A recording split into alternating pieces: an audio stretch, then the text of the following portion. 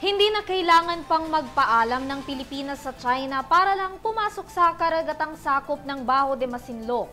Ito ang pinakabagong pahayag ng DFA kaugnay sa paratang ng China na trespassing umano ang Pilipinas sa BDM. Giit ng Pilipinas, ang China ang trespassing sa mga karagatang nakapaloob sa EEZ ng bansa. May report si Henry Nicolas.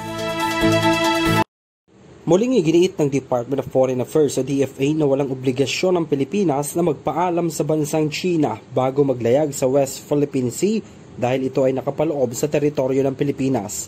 Ito ang pinakabagong pahayag ngayon ng DFA kaugnay sa paratang ng China na trespassing umano ang Pilipinas at kinakailangang humingi muna ng permiso ang ating bansa bago tumungo sa Baho de Masinloc.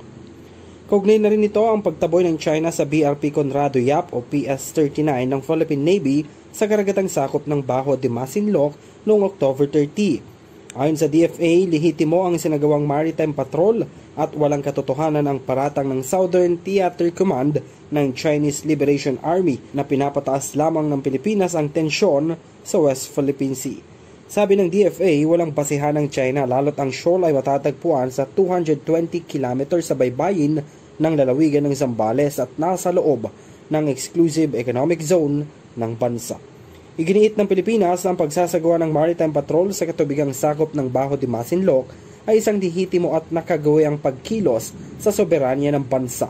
Kung tutuusin raw, ang China ang nangihimasok at walang paalam sa mga karagatang nakapaloob sa EEZ ng bansa. Nanindigan ng Pilipinas na bahagi ng 2016 Arbitral Award ang BDM.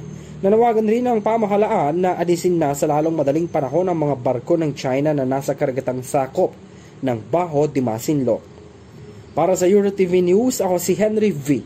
Nicolas, sumasaludo sa bawat Pilipino.